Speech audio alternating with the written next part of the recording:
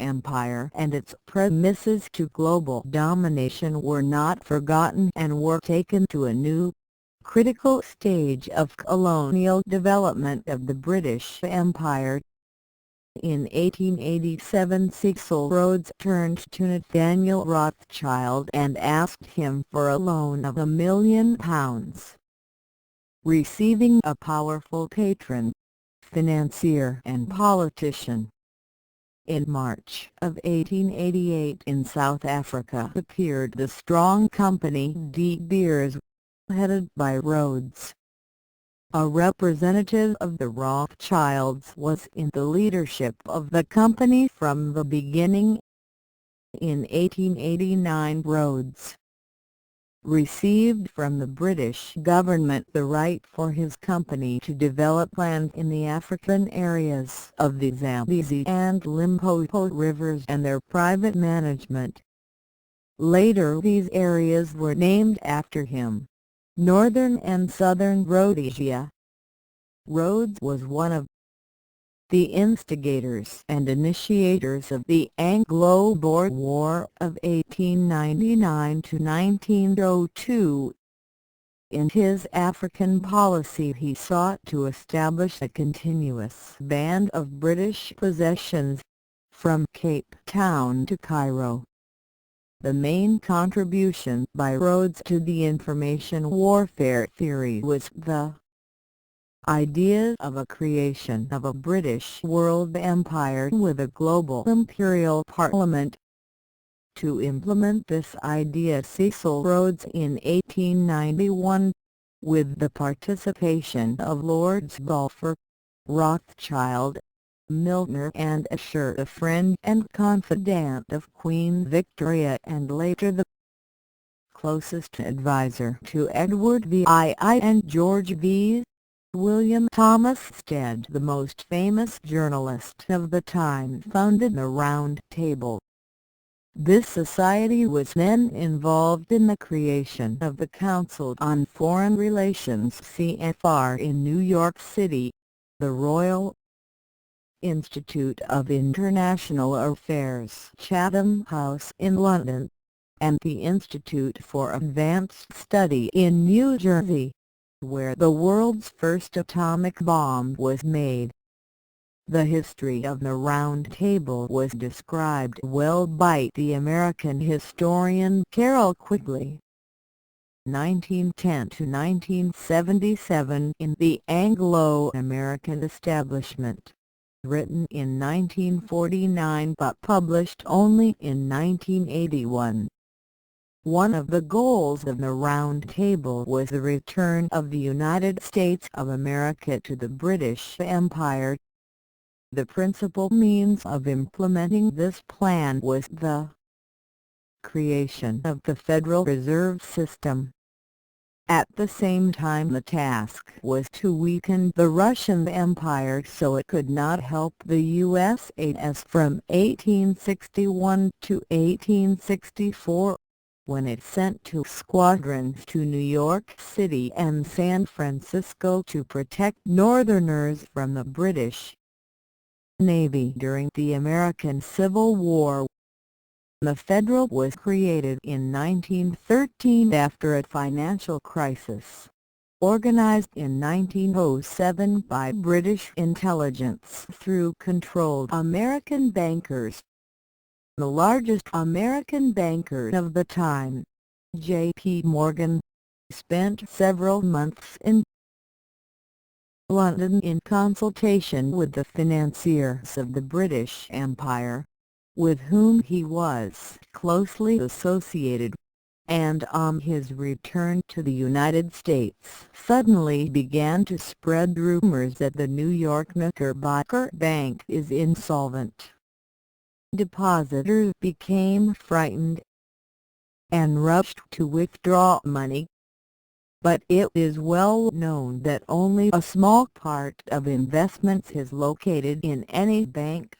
The rest is lent and embedded in different projects.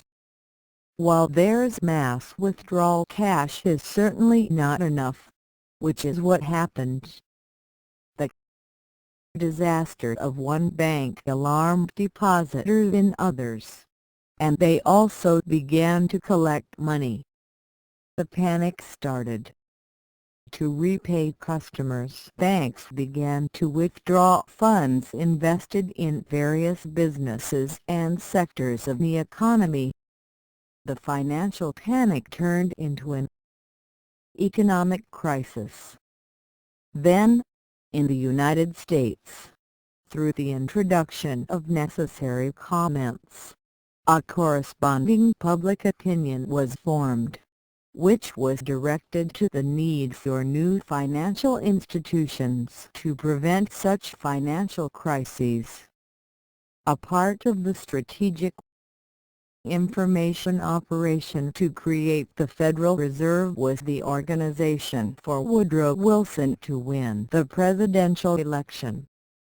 The Bank of England, a private bank established in 1694, secretly financed the election campaign of the future American president, Wilson.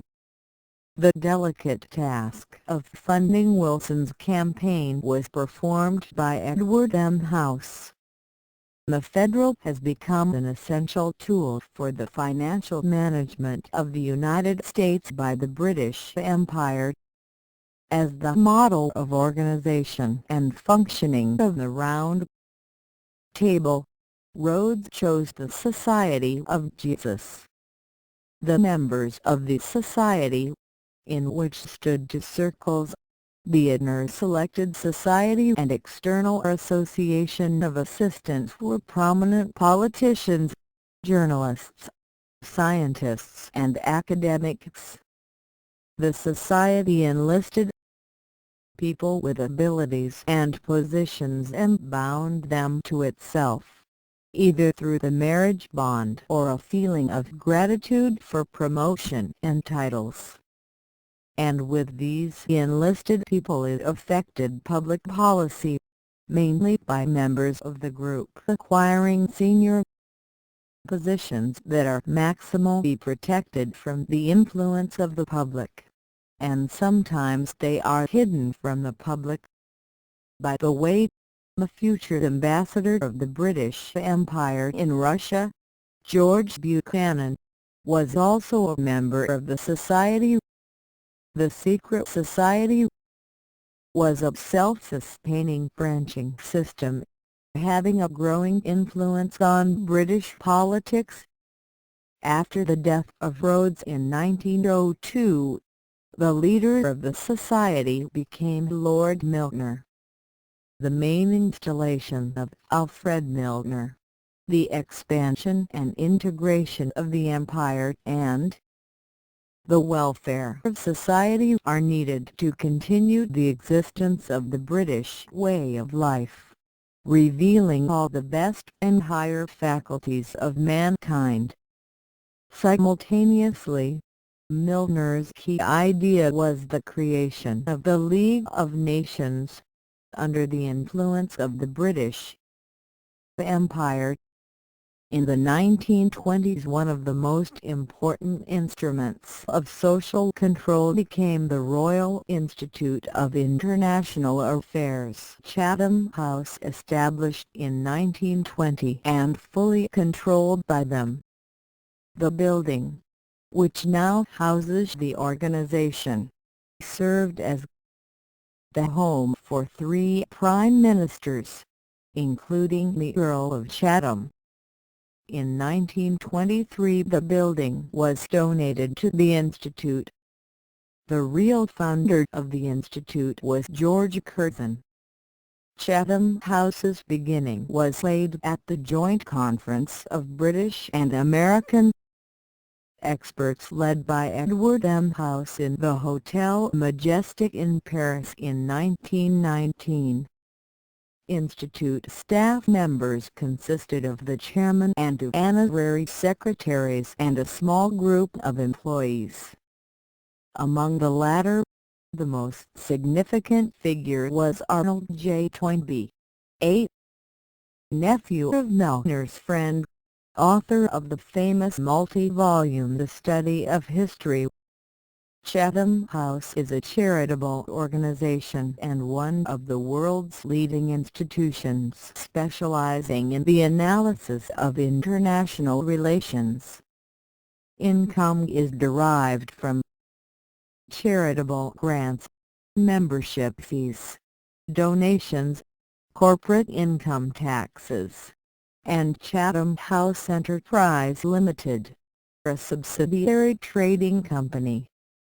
The purpose of the Institute is to encourage research in the key issues in the international arena and to strengthen Anglo-American relations. Chatham House organizes many meetings and discussions. If they are conducted according to the Chatham House rule, this means the following: participants are free to use the information, but they have no right to disclose the name and location of the speakers.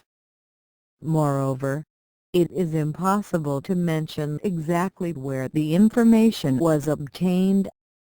The management of the Institute is done by the Council, elected by members of Chatham House by a secret ballot for 3 years with the right of re-election for a further 3. The Council includes 3 committees: Executive, Finance and Investment. Council Chairman, Colin Marshall, Baron Marshall of Knightsbridge. Director, Victor Bulmer Thomas. Chatham House organized discussions and research groups, sponsored research, and published their results. The Institute published the history of the Peace Conference and published the journal with reports of the discussions, as well as the annual review of international affairs, compiled by its servants, primarily appointees or members of Milner Society. Another yearbook was the Overview of Relations in the British Commonwealth, funded by a grant from the Carnegie Corporation of New York. The Institute has branches in the Dominions and even extended its influence to countries outside the Commonwealth, with the assistance of the League of Nations Committee on Intellectual Cooperation. Since the Czechoslovak crisis of September 1938, Chatham House has become an unofficial advisor to the Ministry of Foreign Affairs, and with the beginning of World War I officially turned into its research department. Draw attention to the fact that Rhodes developed these ideas from the 16th century. Thus, there is continuity in the views of the directors ideologues of the information war of the British Empire. The main purpose of the Round Table was the creation of the government of a British world empire and the establishment of financial control over the world. So, in 1891, under the patronage of British intelligence and intellectual centre of leading the global information war of the British Empire for world domination was created. I believe that namely this centre was, for a long time, the main headquarters of the information war against Russia USSR.